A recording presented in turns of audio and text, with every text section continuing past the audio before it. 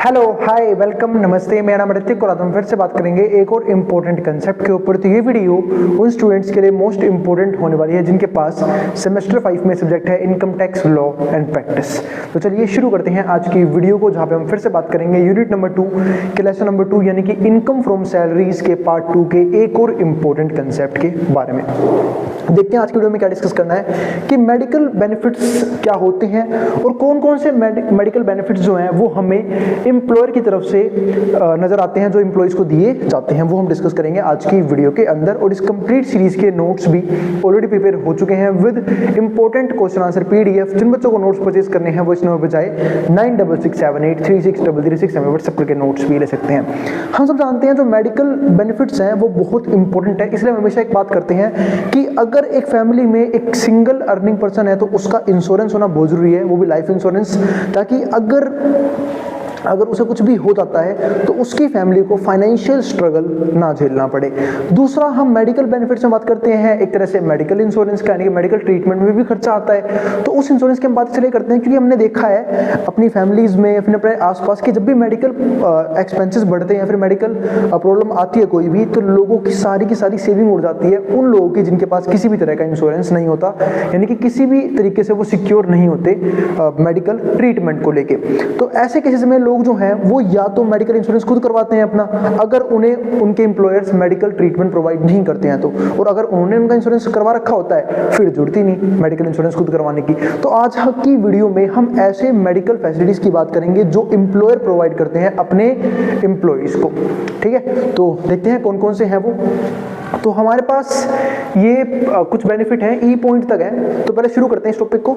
तो following medical facilities provided by the employer are not regarded perquisites and they are tax free for all employees, यानी कि ये परक्विजाइट्स के अंदर नहीं आते हैं, पर ये है कि ये tax free for all employees, ये टैक्स फ्री रहते हैं हर एक एम्प्लॉइज के लिए। यानी कि ऐसे मेडिकल फैसिलिटीज, ठीक है, जो एम्प्लॉयर प्रोवाइड तो कर रहा है अपने एम्प्लॉइज को, और खासकर एम्प्लॉइज के लिए वो क्या है, टैक्स एग्जम्पशन के अंदर आते हैं और टैक्स फ्री रहते हैं। अब कौन कौन से हो, पहले देखते हैं ए पार्ट। ए पार्ट में क्या है, medical treatment in any hospital maintained by employer. मान लेते हैं कि एम्प्लॉयर ने कोई हॉस्पिटल मेंटेन कर रखा है, या तो उसने खुद ही हॉस्पिटल बना रखा है या फिर उसके मैनेजमेंट के लिए पैसा जाता है एम्प्लॉयर के पास से किसी भी हॉस्पिटल में, किसी भी क्लिनिक में, किसी भी डिस्पेंसरी में। तो ऐसे केसेस में जो एम्प्लॉइज हैं उस एम्प्लॉयर के, वो वहां पे जाके अपना फ्री ऑफ कॉस्ट इलाज करवा सकते हैं, एम्प्लॉइज भी और एम्प्लॉय के जो फैमिली मेंबर्स हैं वो भी।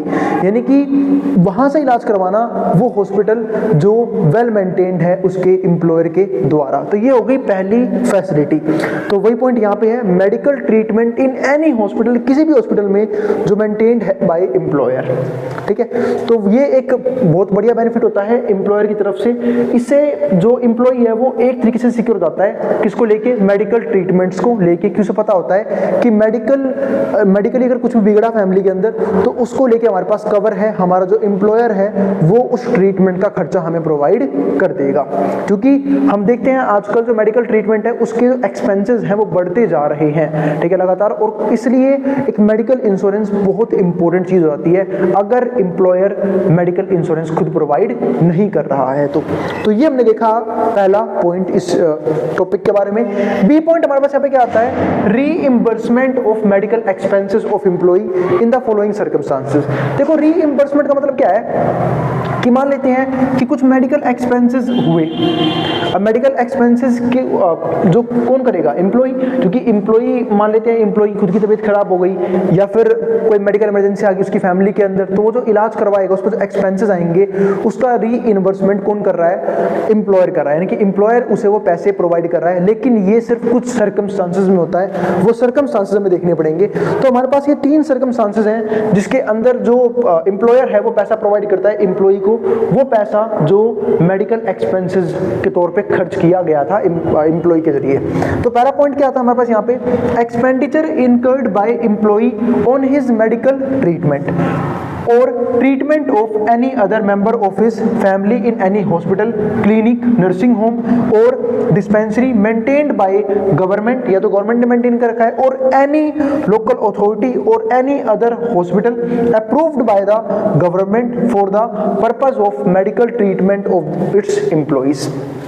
इस बात का मतलब ये है कि वो खर्चा जो एम्प्लॉय ने किया है मेडिकल ट्रीटमेंट को लेके, या तो खुद के ऊपर या फिर अपनी ही फैमिली में किसी मेंबर के ऊपर जिसको जरूरत थी मेडिकल ट्रीटमेंट की, ठीक है, किसी भी गवर्नमेंट हॉस्पिटल में या फिर नर्सिंग होम में, क्लिनिक में, चाहे वो गवर्नमेंट का हो चाहे वो प्राइवेट का हो, तो वहां पे जो भी एक्सपेंसेस आए हैं मेडिकल ट्रीटमेंट को लेके उसका रीइंबर्समेंट कौन कर रहा है? एम्प्लॉयर प्रोवाइड कर रहा है। तो इसको बोलते हैं reimbursement of medical expenses of employee. तो ये तो हो गया पहला पॉइंट, ठीक है। और यहाँ पर एक बात भी थी, approved by the government for purpose of medical treatment, यानी कि वो हॉस्पिटल जो गवर्नमेंट ने अप्रूव कर रखा है मेडिकल ट्रीटमेंट को लेके ऑफ द एम्प्लॉइज, ठीक है। यूं कि किसी में भी जाके इलाज करवा लिया, जो अप्रूव्ड है बाय गवर्नमेंट उसमें ही इलाज होना चाहिए, यानी कि कुछ टर्म्स एंड कंडीशंस होती हैं एम्प्लॉयर्स की भी इस केस में, तभी जाके वो जो है वो अमाउंट सैंक्शन करते हैं या फिर अमाउंट का रीइंबर्समेंट प्रोवाइड करते हैं, ठीक है। तो ये हो गया हमारे पास यहाँ पे पहला पॉइंट क्लियर। दूसरा सर्कमस्टांस कौन सा होना चाहिए? इन रिस्पेक्ट ऑफ प्रिस्क्राइब्ड डिजीज। अगर मान लेते हैं कोई भी प्रिस्क्राइब्ड डिजीज है जो टर्म्स एंड कंडीशन के अकॉर्डिंग जिसमें एम्प्लॉयर ने बोल रखा है कि हाँ मैं अमाउंट पे करूंगा, और elements in any hospital, dispensary, clinic और nursing home approved by chief commissioner, जो चीफ कमिश्नर ने अप्रूव कर रखा है उसके अकॉर्डिंग ही अमाउंट का रीइंबर्समेंट किया जाएगा, अमाउंट पे किया जाएगा। किसको? एम्प्लॉई को। तीसरा और आखिरी पॉइंट क्या आता है यहाँ पे? फ्रॉम द AY टू मतलब accounting year 2021 any sum paid by the employer in respect of illness. कोई भी अगर सम पे किया है, इसको हम अकाउंटिंग, ध्यान रखना, अकाउंटिंग भी बोलते हैं, फाइनेंशियल भी बोल देते हैं, ठीक है। तो any sum paid by the employer in respect of illness relating to कोविड-19, यानी कि हम सब जानते हैं कि 2021 के बाद कोविड-19 नाम की बीमारी भी आ गई थी एक, जहां पे बहुत सी इंश्योरेंस कंपनी बर्बाद हुई। पर दिक्कत ये थी कि इंश्योरेंस कंपनीज कोविड-19 को उस टाइम पे रीइंबर्स नहीं कर रही थी। क्यों नहीं कर रही थी? क्योंकि कवर में ही नहीं था वो किसी भी इंश्योरेंस के। तो जब कवर में नहीं था तो उसका पैसा भी नहीं मिलेगा। फिर धीरे धीरे कोविड-19 भी क्या हो गया? कवर में आ गया, इंश्योरेंस के कवरेज में आ गया। तो ऑन हिज ट्रीटमेंट और treatment of any other members of his family, इसका मतलब ये है कि 2020-21 के अकाउंटिंग ईयर के बाद अगर कोविड-19 की वजह से भी अगर कोई मेडिकल ट्रीटमेंट या फिर मेडिकल इमरजेंसी क्रिएट हो रही है तो उसका पैसा भी एम्प्लॉयर को पे करना पड़ेगा, चाहे वो उस एम्प्लॉय के साथ में हो, चाहे वो उसके अदर फैमिली मेंबर्स के साथ में हो। तो ये हमें 3 बेनिफिट्स देखने को मिलते हैं, जो किसको मिलते हैं?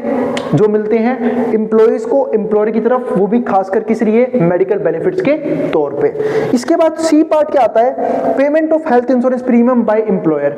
अगर मान लेते हैं कई बार क्या होता है कि जो एम्प्लॉयर है वो खुद ही अपने एम्प्लॉय का लाइफ इंश्योरेंस करवा के चलते हैं और हेल्थ इंश्योरेंस करवा के चलते हैं कि अगर किसी भी तरह की लाइफ को लेकर कोई दिक्कत आई तो उसकी फैमिली में फाइनेंशियल कोई भी इशू नहीं आना चाहिए। और हेल्थ का इसलिए करवाते हैं कि अगर कोई भी मेडिकल इमरजेंसी आई तो हेल्थ इंश्योरेंस के जरिए पेमेंट हो जाएगी। तो हमने ऐसे भी बहुत अच्छे एम्प्लॉयर्स देखे हैं, बहुत अच्छी कंपनीज देखी हैं, ठीक है, जहां पे एम्प्लॉइज का प्रॉपर लाइफ इंश्योरेंस करवाया जाता है और हेल्थ इंश्योरेंस करवाया जाता है। किसके जरिए? एम्प्लॉयर के जरिए, ताकि कोई भी मेडिकल इमरजेंसी आए तो उसको सस्टेन करना पॉसिबल हो। तो ये बेनिफिट हमें यहाँ पे नजर आता है सी पॉइंट के अंदर। अब डी पॉइंट हमारे पास यहाँ पे क्या आता है? Reimbursement by the employer of health insurance, यानी कि रीइंबर्समेंट हो रहा है by the employer of health insurance premium paid by the employee. जिसका प्रीमियम किसने पे किया था? एम्प्लॉय ने पे किया था। ये होता है सेक्शन 80D के अकॉर्डिंग, ठीक है। IRDA यानी कि इंश्योरेंस रेगुलेटरी डेवलपमेंट अथॉरिटी। तो ये जरूर ध्यान रखना, क्योंकि IRDA काम करती है, क्योंकि हम सब जानते हैं रेगुलेटरी बॉडी होना बहुत जरूरी है, और खासकर फाइनेंशियल इंस्टीट्यूशंस के ऊपर। तो इंश्योरेंस कंपनी की जो रेगुलेटरी बॉडी होती है वो होती है IRDA, जिसका काम ये होता है कि इंश्योरेंस प्रॉपर तरीके से लोगों को दिया जाए, इंश्योरेंस का प्रीमियम मैनेज रहे, ठीक है, और कोई भी इंश्योरेंस कंपनी स्कैम ना करे नॉर्मल लोगों के साथ, इंडिविजुअल्स के साथ। वो सब काम किसका है? IRDA का काम है। इसके बाद अब हम समझते हैं ई पॉइंट को। अब ई पॉइंट क्या आता है? If the treatment is taken outside, अगर कोई भी मेडिकल ट्रीटमेंट, मेडिकल इमरजेंसी की ट्रीटमेंट जो है वो डोमेस्टिक कंट्री में नहीं हो पा रही, वो करवानी पड़ रही है फॉरेन कंट्री में, तो हमारा ये बड़ा पॉइंट लगता है India any expenditure incurred bye the employer. तो किस तरह के एक्सपेंडिचर उसके ऊपर लगेंगे? तो देखो पहला एक्सपेंडिचर क्या होगा? Medical treatment of the employees और any member of his family. Medical treatment होगा वो भी कहां पे? फॉरेन कंट्री के अंदर। किसी भी एम्प्लॉय का या फिर उसकी फैमिली में किसी मेंबर का, तो वो खर्चा होगा एक। तो दूसरा, वहां पे जो स्टे करेंगे उसका खर्चा होगा अलग से।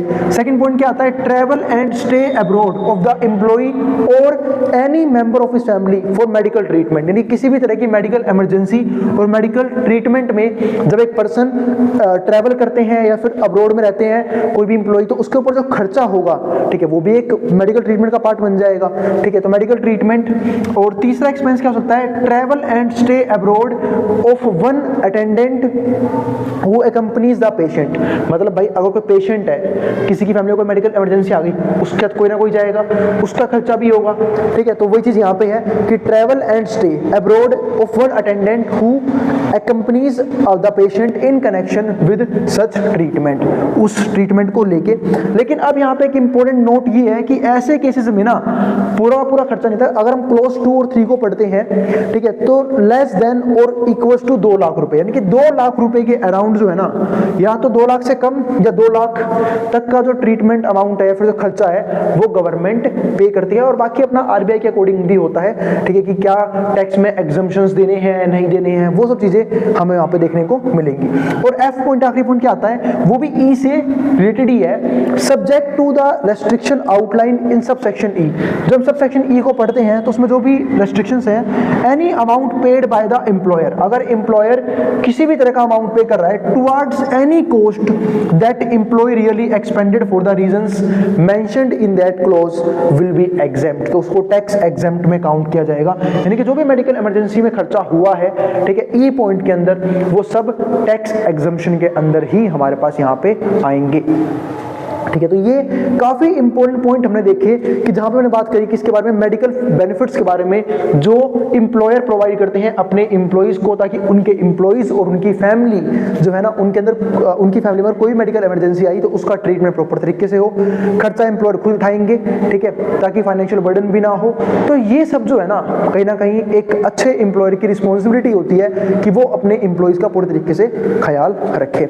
और नहीं तो मेरा साफ मानना है भी है कि अगर एम्प्लॉयर ने किसी भी तरह का इंश्योरेंस प्रोवाइड नहीं कर रखा है, क्योंकि इतनी अच्छी कंपनीज भी इतनी ज़्यादा एग्जिस्ट नहीं करती हैं, तो ऐसे केसेस में एम्प्लॉइज को अपने खुद के 2 इंश्योरेंस जरूर रखने चाहिए। एक खुद का सेल्फ लाइफ इंश्योरेंस कि अगर उसको कुछ हुआ तो अर्निंग की प्रॉब्लम उस फैमिली में नहीं होनी चाहिए, फाइनेंशियल दिक्कत नहीं आनी चाहिए। दूसरा हेल्थ इंश्योरेंस जो मोस्ट इंपोर्टेंट है, अगर फैमिली में कोई भी हेल्थ इशू आया तो उसको सस्टेन करने के लिए उसके पास क्या हो, हेल्थ इंश्योरेंस हो। तो ये काफी इंपॉर्टेंट पॉइंट हमें यहाँ पे नजर आते हैं इस फैसिलिटी के अंदर। उम्मीद है आपको सारे टॉपिक समझ में आ गए हैं। फिर भी कोई भी क्वेरी, कोई भी डाउट बच जाए आप कमेंट बॉक्स में कमेंट कर देना, मैं उन क्वेरीज को सोल्व करने की पूरी कोशिश करूंगा। अब हम मिलेंगे अगली वीडियो में जहां पे हम बात करेंगे इसके नेक्स्ट कंसेप्ट के बारे में। अब इसको जो उतारना उतार सकता है। और अगर भाई वीडियो पसंद आई तो वीडियो को लाइक भी कर देना और चैनल को सब्सक्राइब भी कर देना ऐसी वीडियोस के लिए। उन बच्चों में शेयर भी कर देना जिन बच्चों का एग्जाम होने वाला हो सेम सब्जेक्ट। अब जिसको जो उतारना उतार सकता है। नोट्स के लिए आप इस नंबर पर व्हाट्सएप करके नोट्स भी ले सकते हैं। जिसको जो उतारना है वो उतार लें।